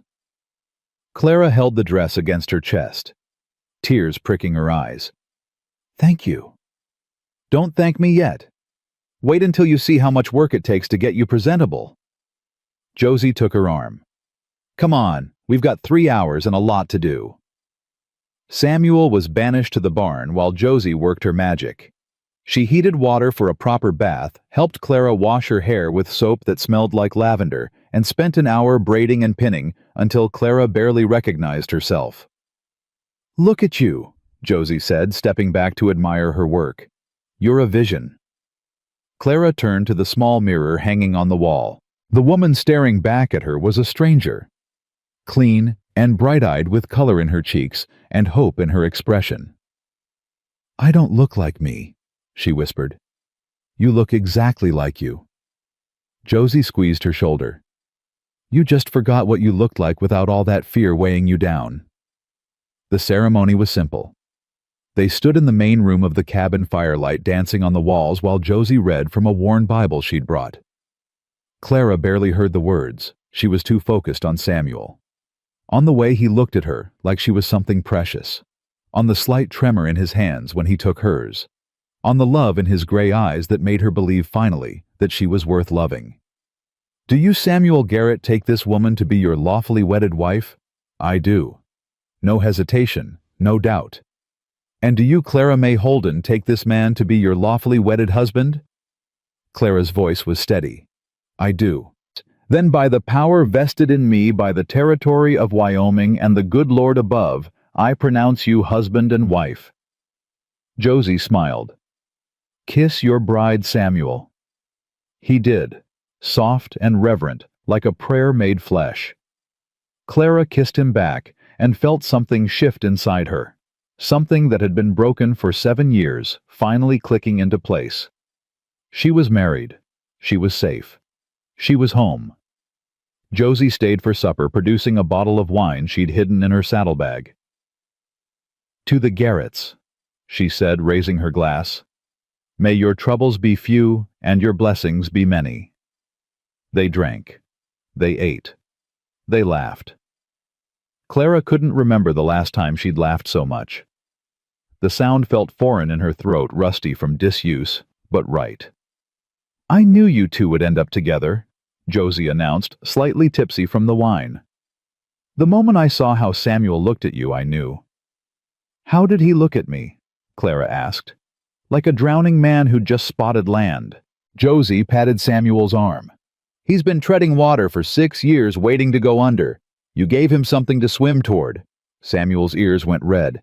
"Josie, don't Josie me. It's true and you know it." She turned to Clara. "And you looked at him like he'd hung the moon. Pair of fools, both of you. Thank God you found each other." After Josie left, Clara and Samuel stood on the porch, watching her horse disappear into the darkness. "Mrs. Garrett," Samuel said softly. Clara smiled. "Mr. Garrett, how does it feel?" "Terrifying." She leaned into him. "Wonderful." Both at once. Samuel's arm wrapped around her. "I never thought I'd do this again. Stand here with a wife. Plan a future. Are you glad you did?" "More than I can say." He turned her to face him. "You saved me, Clara. You know that, right? Whatever happens next, you saved me." "We saved each other." Clara rose on her toes to kiss him. "That's how it works." They went inside. The cabin felt different now. Not just Samuel's space, but theirs. Shared. Joined. That night they lay together in the darkness, learning each other's landscapes with gentle hands and whispered words. "Tell me if I hurt you," Samuel murmured against her hair. "You won't." "Tell me anyway." She did. And he didn't. Afterward, Clara lay with her head on his chest, listening to his heartbeat. Strong and steady. Alive. "I never thought I could feel like this," she said quietly. "Like what?" "Happy." The word felt strange on her tongue. "Safe. Loved." Samuel's arms tightened around her. "Get used to it. Because I'm going to spend every day making sure you feel exactly that way." Clara smiled into the darkness and let herself believe him. The peace lasted 4 days. Clara was in the barn brushing copper when she heard the horses. Multiple horses moving fast. Her blood went cold. "Samuel!" she screamed. He was there in seconds, rifle in hand. "How many?" "I don't know. 3, maybe 4. Samuel's jaw tightened. "Get inside. Lock the door. Don't come out until I say." "I'm not leaving you." "Clara." His voice was sharp. "I need you safe. I can't fight if I'm worried about you." She wanted to argue, wanted to stand beside him, face whatever was coming together, but she saw the fear in his eyes, the desperate need to protect her, and she understood. "I love you," she said. "I love you too. Now go." Clara ran. She made it to the cabin just as the riders appeared. 4 men, their faces masked with bandanas. And behind them, on a limping horse, was Ezra. "Garrett!" Ezra's voice was slurred ugly. "You got something of mine." Samuel stood his ground, rifle raised. "Turn around, Holden. This is your last warning." "Warning?" Ezra laughed. "You're outnumbered, boy. 4 guns to your 1. How you think this ends?" "With you dead if you don't leave." One of the hired men shifted nervously. "Holden, you didn't say nothing about killing." "Shut up." Ezra dismounted, swaying. "Get the girl. Burn the rest." The men hesitated. They were rough, dangerous looking, but there was uncertainty in their eyes. "You sure about this?" another one asked. "This looks like trouble." "I'm paying you to do a job, not ask questions." Ezra pulled out a flask, took a long drink. Get the girl. The first man nudged his horse forward. Samuel fired. The bullet caught the man's shoulder. He screamed, falling from his horse. Next one goes through someone's head. Samuel said, his voice deadly calm. Who wants to test me? The remaining 3 men exchanged glances. 2 of them were already edging their horses backward. This ain't worth it, one muttered. I didn't sign up for getting shot. Get back here, Ezra screamed. I paid you. Keep your money. The man wheeled his horse around. I'm out. The other rider followed. In seconds they were gone, their hoofbeats fading into the distance. That left Ezra and the wounded man who was still on the ground clutching his shoulder and groaning. Just you and me now, Holden. Samuel lowered his rifle slightly. Last chance. Walk away. Ezra's face contorted with rage. You think you've won. You think you can just take her and I'll let it go. I think you're a drunk, pathetic old man who's about to die if he doesn't leave. She's mine, Ezra screamed. I made her. Everything she is. You made nothing. Samuel's voice was hard. You broke her, hurt her, made her believe she was worthless. But she's not. She's the strongest person I've ever known. And you're nothing but a bully who can't accept that he lost. Ezra pulled a pistol from his belt. His hand shook, but his aim was steady enough to be dangerous. Put it down, Samuel said, or what you'll shoot me. Ezra laughed wildly. Go ahead, do it. See what happens when the sheriff comes asking questions. Self-defense. You came to my property with armed men. Any court would. You think I care about courts? Ezra cocked the pistol. I'm going to kill you, Garrett. Then I'm going to take back what's mine.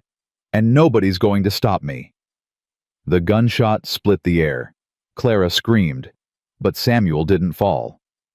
It was Ezra who stumbled, looking down at the bloom of red spreading across his chest with an expression of pure confusion.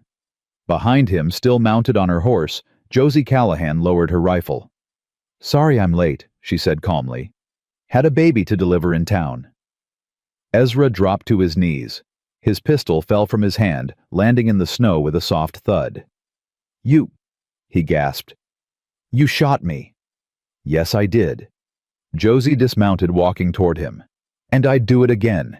You were about to kill an innocent man for no reason other than your own twisted pride. Clara? Ezra's voice was weakening. Clara's mine? Clara is her own. Josie knelt beside him, her expression cold. She was never yours. Not really. You just convinced her she was because it made you feel powerful. Ezra's eyes found Clara, who had emerged from the cabin and now stood on the porch, frozen. I raised you, he whispered. I kept you alive. Clara walked forward. Her legs were shaking, but she forced them to move to carry her to where her uncle lay bleeding in the snow. You hurt me, she said quietly. Every day for 7 years. You made me believe I was worthless. Made me believe I deserved pain. But I don't. Clara's voice grew stronger. I never did. And now it's over. You're over. Ezra's mouth opened, but no words came out. His eyes glazed over, fixed on nothing. He was gone. Clara stared at the body of the man who had haunted her nightmares for 7 years.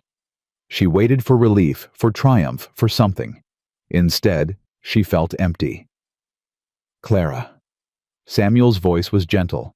His hand found her shoulder. It's done. I know. She couldn't look away from Ezra's face. I thought I'd feel different. Different how? I don't know. Happy maybe. Free. Clara shook her head. But I just feel sad. He was my father's brother, the only family I had left. He wasn't family. Josie's voice was firm. Family doesn't hurt you, doesn't break you down. What he did that wasn't love, that was ownership. I know. Clara finally looked away. I know that here. She touched her head. But here? She moved her hand to her heart. Here it's harder. Samuel pulled her into his arms. That's because you've got a good heart. Better than he deserved. They stood there in the cold holding each other, while Josie checked on the wounded hired man and made arrangements for the bodies. Sheriff will need to know, Josie said eventually, but it's clear-cut, self-defense. I'll testify to what I saw. Will there be trouble? Clara asked. Some questions probably, but no, I don't think so. Josie's expression softened. Ezra Holden made a lot of enemies in this town. Nobody's going to cry over his grave. The sheriff came that afternoon. He asked questions, took statements, looked at the scene with the weary eyes of a man who'd seen too much violence.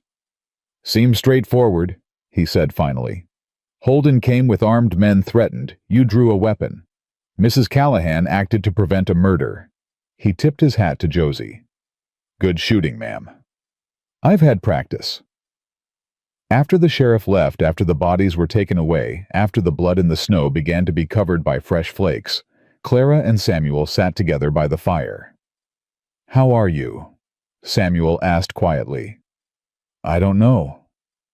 Clara stared into the flames. Relieved, I think. Scared that I'm relieved. Guilty that I'm not more sad. You're allowed to feel all of those things. Am I? He was my uncle. My blood. Shouldn't I? Blood doesn't make family. Samuel took her hand. Love does. Loyalty does. Being there for each other does. Ezra gave you none of those things. Clara was quiet for a moment. My father was nothing like him. He was kind, gentle, used to read to me every night before bed. Tell me about him. So she did. She talked about her father's laugh, her mother's cooking the small farmhouse where she'd spent her happy early years, about the fever that took them both in the space of 2 weeks, leaving her alone in the world. I thought Ezra would be like my father, she said. I was 14 and scared, and I thought he's family. He'll take care of me. I'm sorry he didn't. Me too. Clara leaned against Samuel's shoulder. But if he had, I might not be here. With you. That's one way to look at it. It's the only way I can look at it. Otherwise, she shook her head. Otherwise, I'll go crazy trying to make sense of something that doesn't make sense. Samuel kissed the top of her head. You're stronger than you know. I'm tired of being strong. Then rest. His arm tightened around her. I'll be strong for both of us tonight. Clara closed her eyes and let herself lean into him, let herself be held, let herself feel safe for the first time since the riders had appeared. It was over. Ezra was gone. She was free. Now she just had to figure out what to do with that freedom. The weeks that followed were quiet. Healing time, Josie called it. Time to grieve the family. Clara had never really had time to process the violence. Time to adjust to a world where she didn't have to look over her shoulder anymore. Clara threw herself into work. The horses needed tending, the cabin needed cleaning.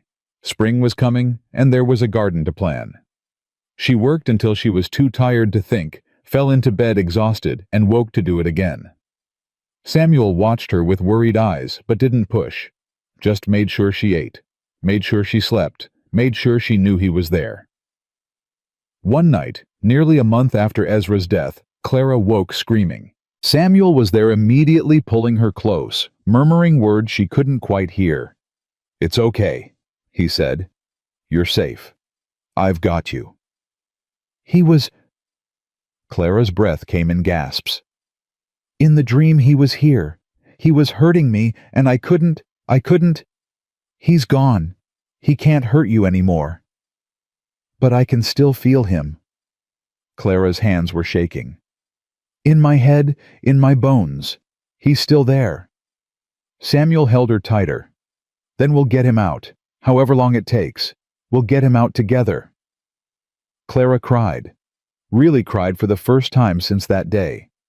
All the tears she'd been holding back, all the grief and fear and anger came pouring out in great racking sobs. Samuel held her through it. Didn't try to fix it. Didn't try to make it better. Just held her and let her break.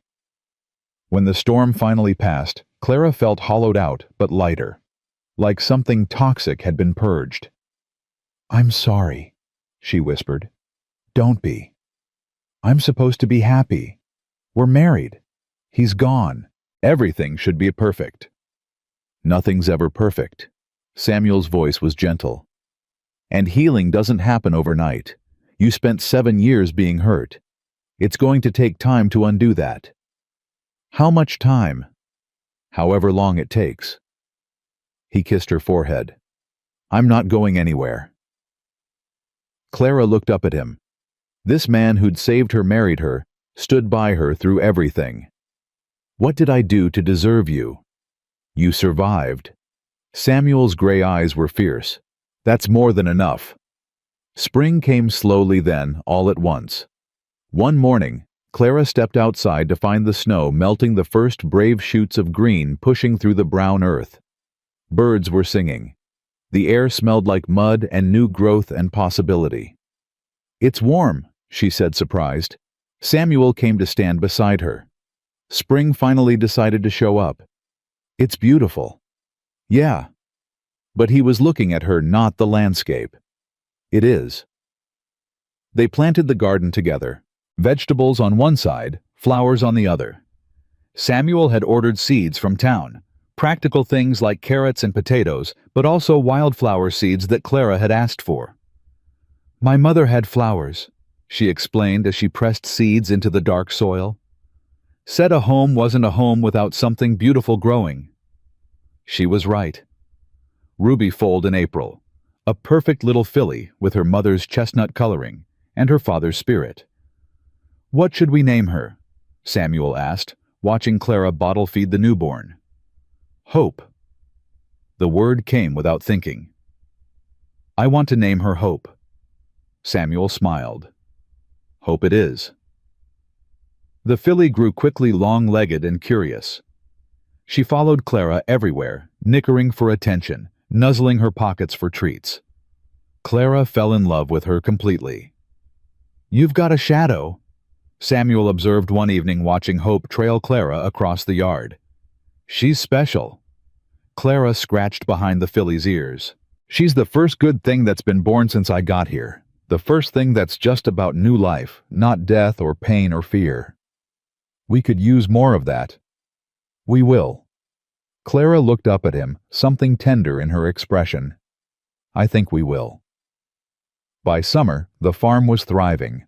The garden produced more vegetables than they could eat. The horses were healthy and strong. Josie visited regularly, bringing news from town and complaints about her various patients. "Mrs. Patterson's convinced she's dying," she reported one afternoon. "Again, 3rd time this year." "What's wrong with her this time?" Clara asked, pouring coffee. "Indigestion. Told her to stop eating so much fried food, but does she listen?" "Of course not."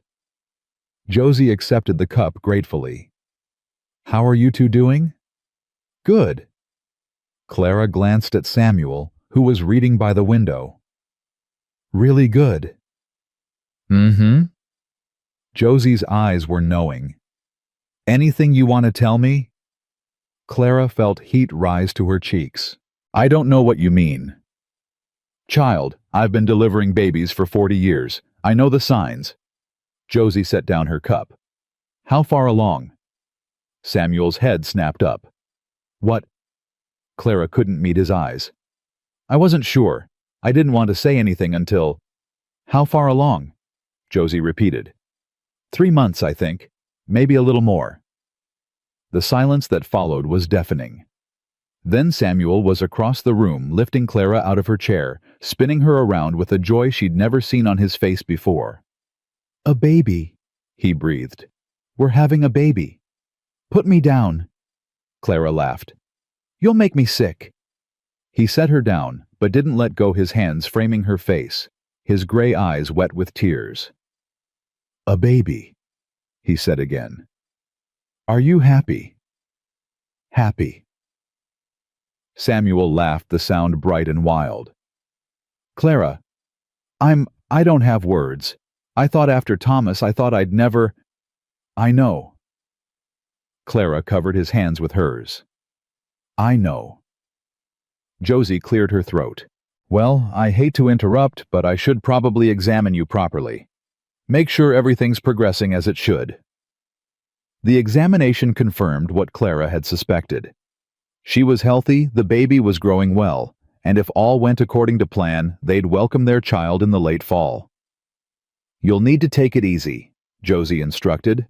No heavy lifting, no riding until I say otherwise. Rest when you're tired. Eat when you're hungry.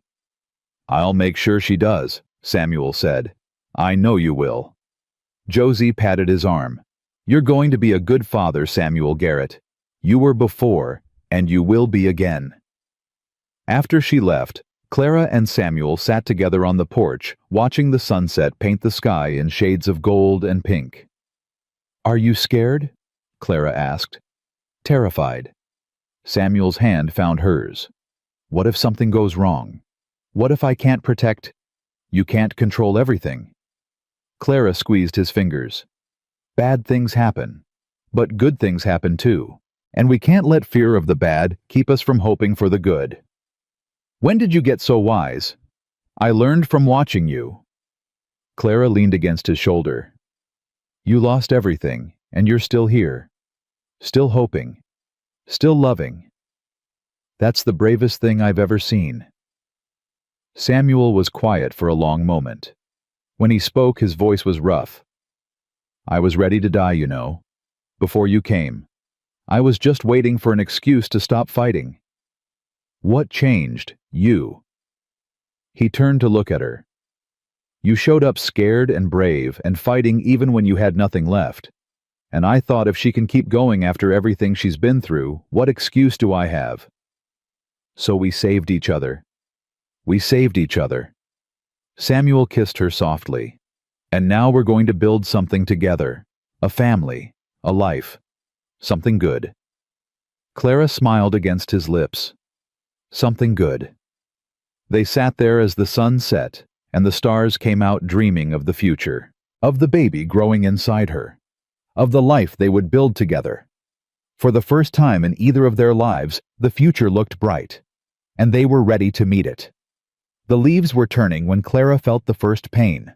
She was in the garden harvesting the last of the squash when it hit her, a sharp cramping low in her belly that made her gasp and double over.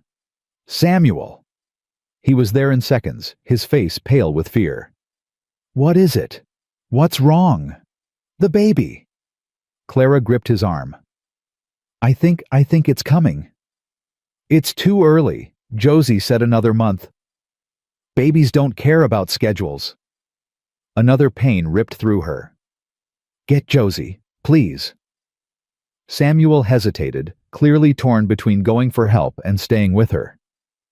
Go, Clara said through gritted teeth. I'll be fine. Just go. He ran. Clara had never seen him move so fast.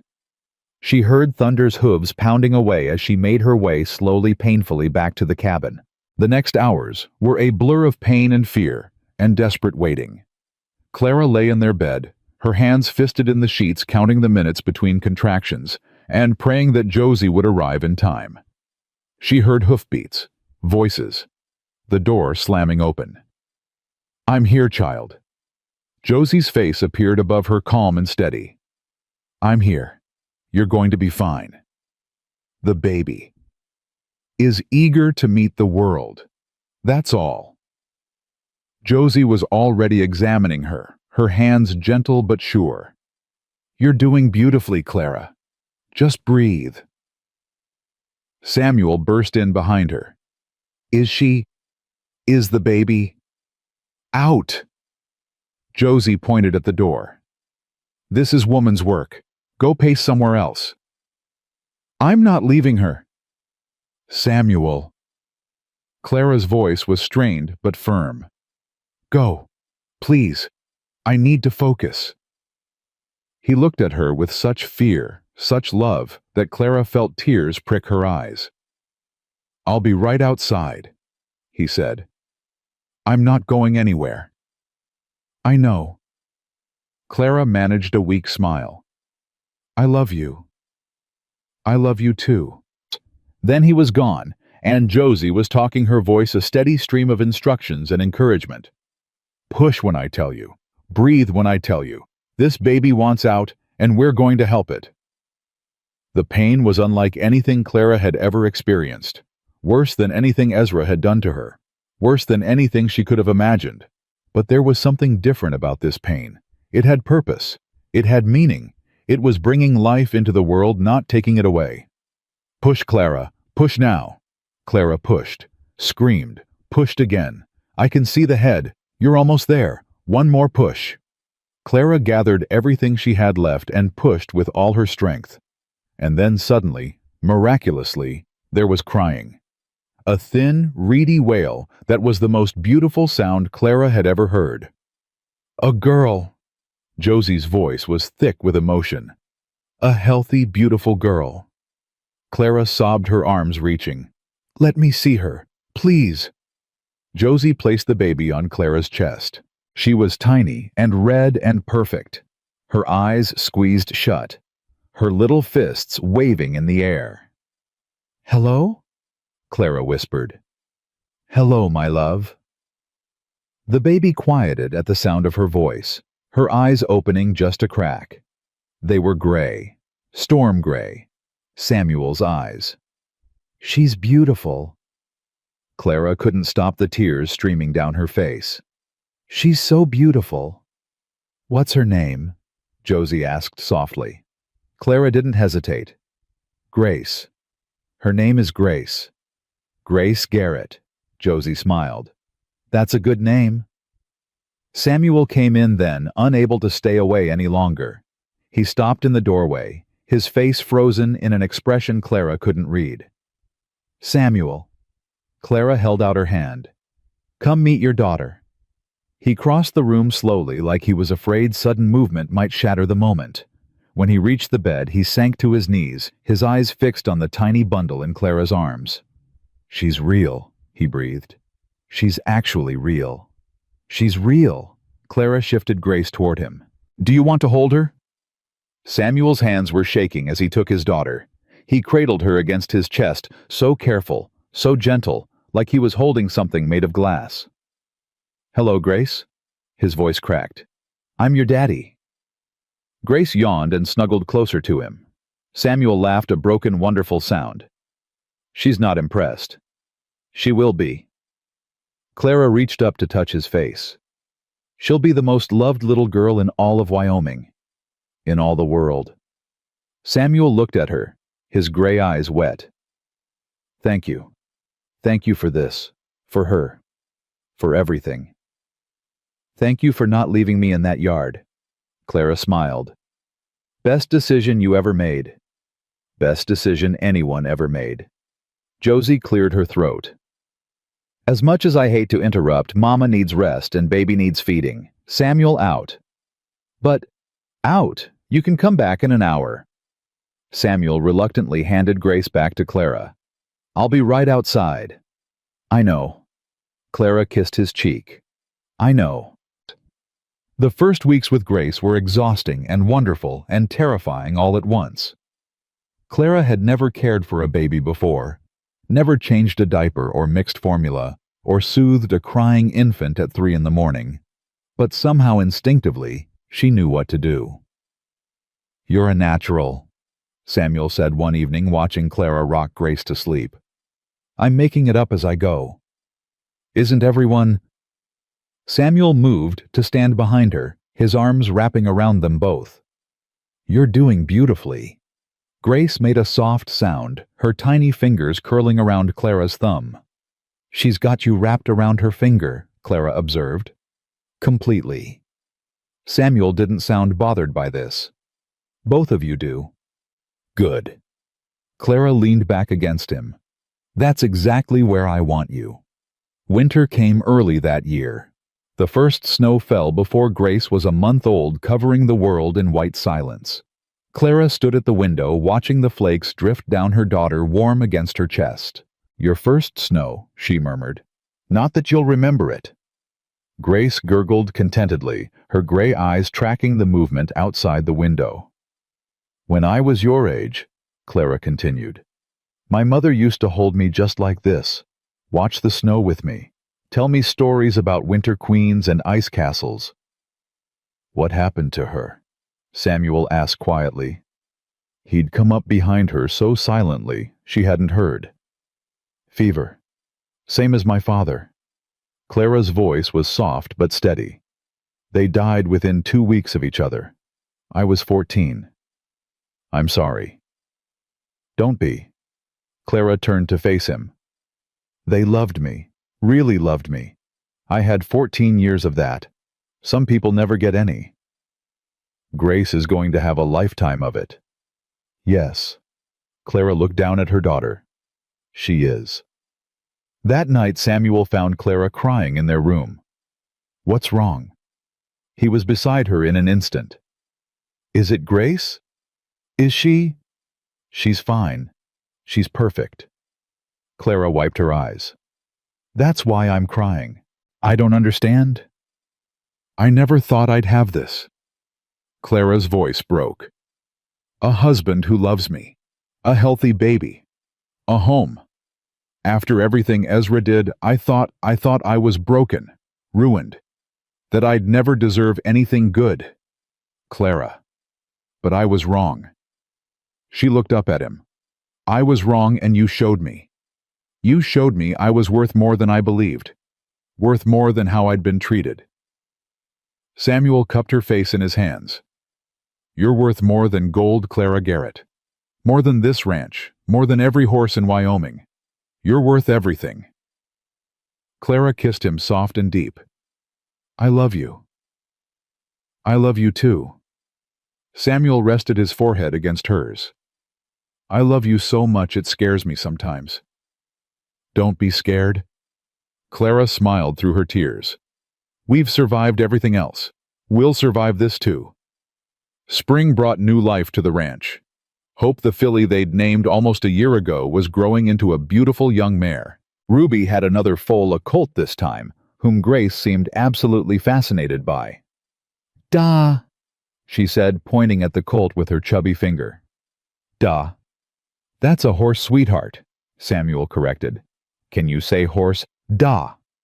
Clara laughed. Close enough. Grace was walking now, toddling around the cabin on unsteady legs, getting into everything she could reach. Samuel had baby-proofed obsessively, but Grace seemed determined to find danger wherever she could. She's fearless, Josie observed during one of her visits. Gets that from her mother. I'm not fearless, Clara protested. Child, you stood up to an armed man who'd been hurting you for 7 years. That's the definition of fearless. That was different. How? Clara considered. I was scared. Terrified, actually. And you did it anyway. Josie smiled. That's what courage is. Not the absence of fear. The decision to act despite it. Grace chose that moment to make a break for the fireplace. Clara caught her just in time. No, baby. Hot. Hot. Grace's lower lip trembled. Then she spotted something else interesting and was off again, the near disaster forgotten. She's going to be a handful, Josie predicted. She already is. But Clara was smiling. The best kind of handful. Summer came, and with it, a letter. Samuel brought it back from town, his expression troubled. It's for you. Clara looked at the handwriting. She didn't recognize it. Who's it from? Return address says Kansas. That mean anything to you? Clara's heart skipped. My mother's family. She had a sister there. We lost touch after the fever. She opened the letter with trembling hands. Dear Clara, I hope this letter finds you well. You probably don't remember me. I'm your Aunt Ruth, your mother's younger sister. I've been trying to find you for years. I heard about your uncle's death. I won't pretend to mourn him. I never liked Ezra. And I'm sorry I couldn't protect you from him after your parents passed. By the time I realized what was happening, you'd disappeared. I've recently learned that you're married now and living in Wyoming. I wanted to reach out, to tell you that you have family who loves you. who wants to know you. If you're willing, I'd like to correspond. Perhaps even visit someday, but only if you want. With love and hope. Aunt Ruth Clara read the letter twice, then a third time. Tears were streaming down her face. Clara. Samuel touched her arm. What is it? Family. Clara looked up at him. I have family. Real family. She wrote back that night. Dear Aunt Ruth, I remember you. I remember your laugh and your cookies and the way you called me little bird.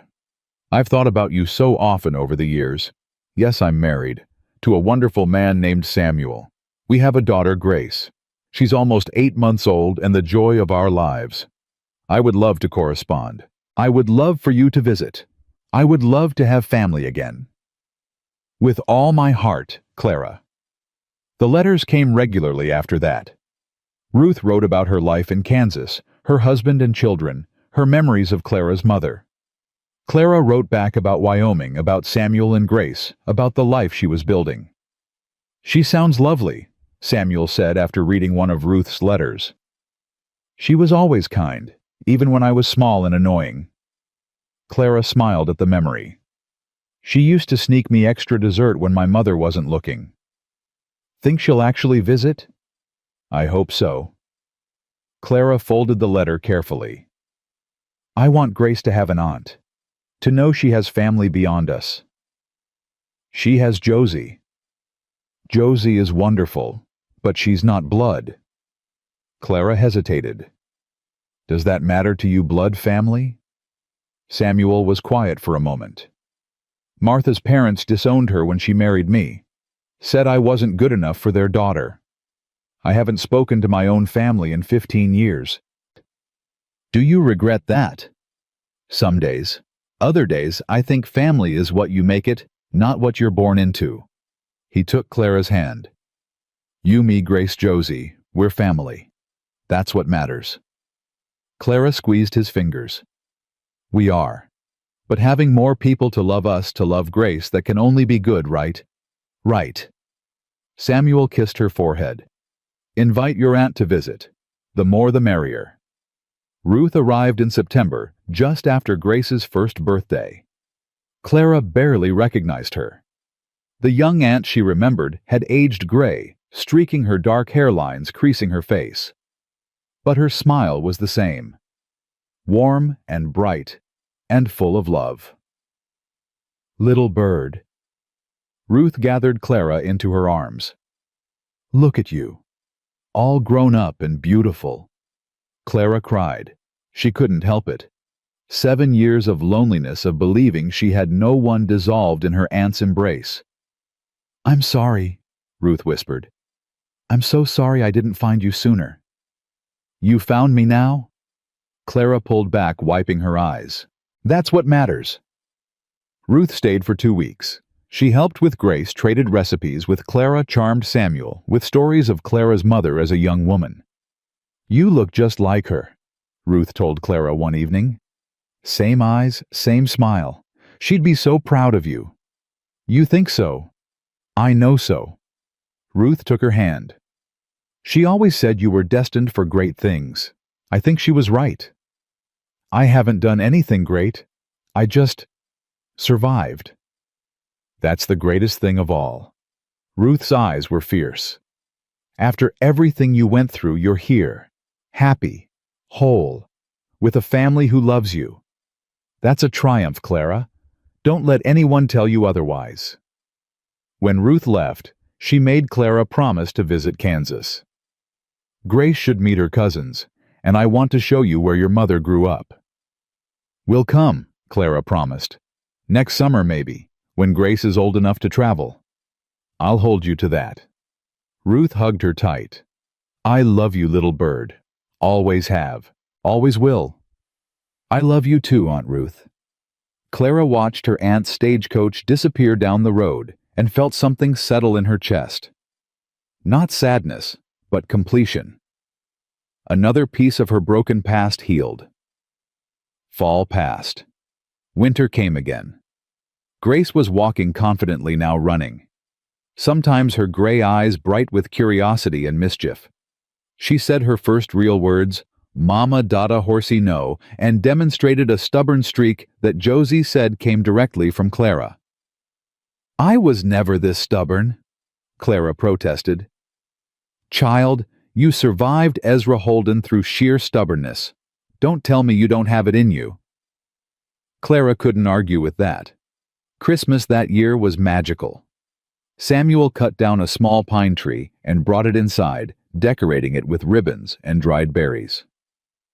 Clara made cookies from her mother's recipe, the smell filling the cabin with memories and warmth. Grace was too young to understand, but she squealed with delight at the presents more interested in the paper than the toys inside. "She's perfect," Samuel said, watching their daughter destroy wrapping paper with gleeful abandon. "She is." Clara leaned against him. "Everything is." "Careful. That sounds dangerously close to contentment." "Is that bad?" "No." Samuel's arm tightened around her. "It's wonderful. I just never thought I'd feel it again." "Me neither." Clara looked up at him. "But here we are. Here we are." He kissed her soft and sweet while Grace babbled happily, and the fire crackled and snow fell gently outside the window. 2 years passed. Grace grew from a baby into a little girl, fierce and funny and absolutely fearless. She inherited Clara's love of horses and Samuel's quiet strength, and she had both of them wrapped around her tiny finger. "More story, Mama," she demanded every night. More.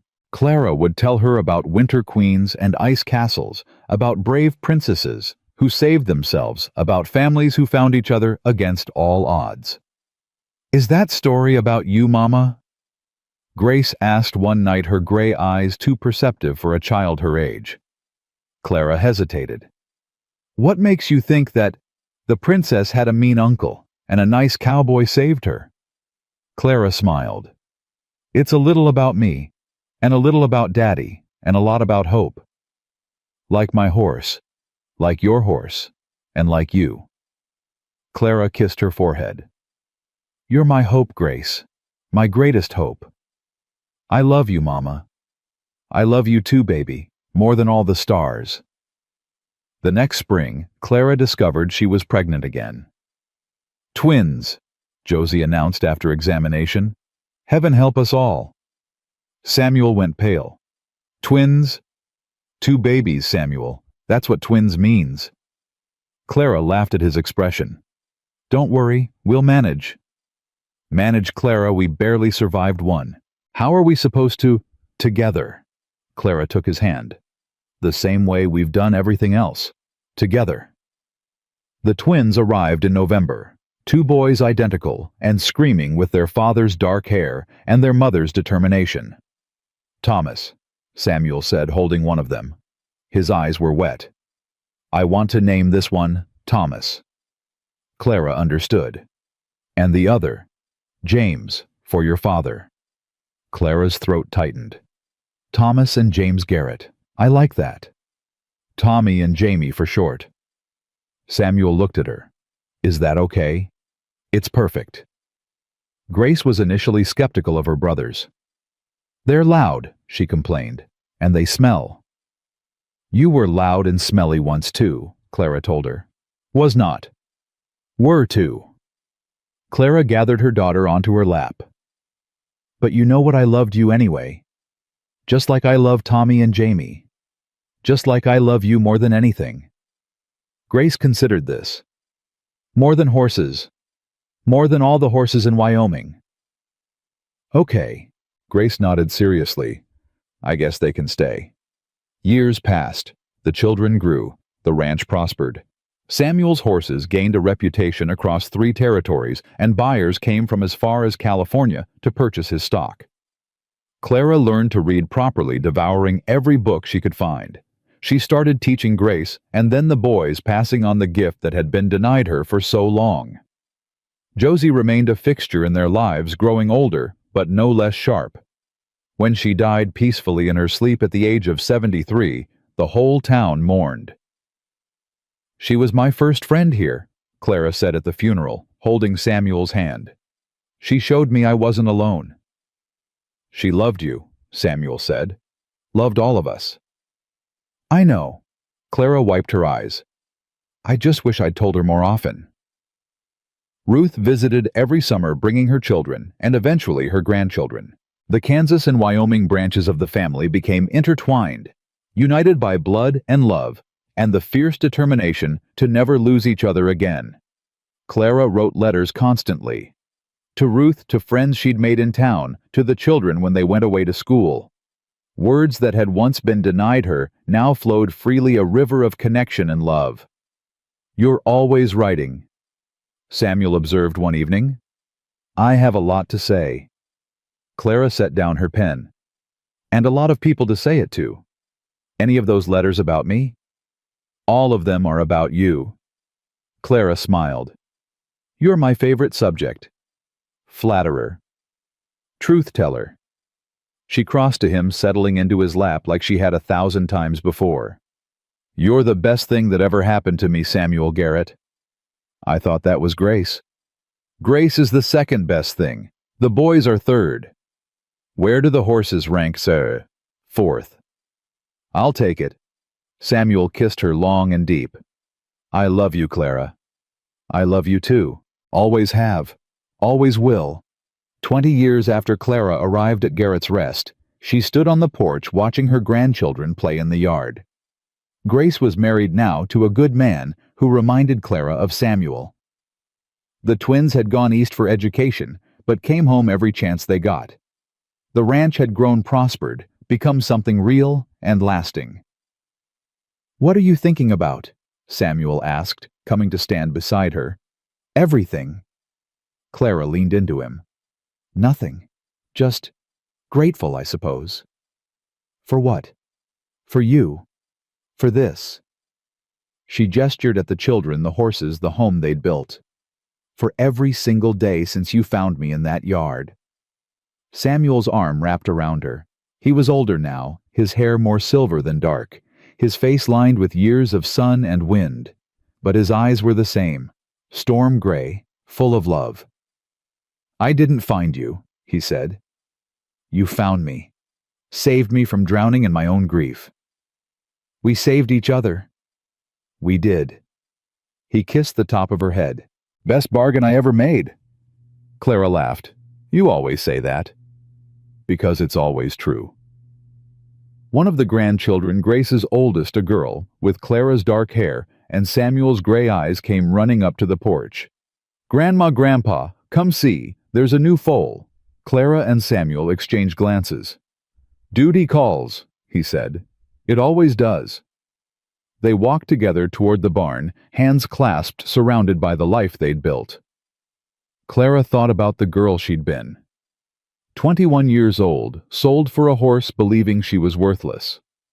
She wished she could go back and tell that girl what was coming, that safety was possible, that love was real, that she was worth so much more than she'd ever imagined. But maybe that was the point. Maybe you had to walk through the darkness to appreciate the light. Maybe you had to be broken before you could understand what it meant to be whole.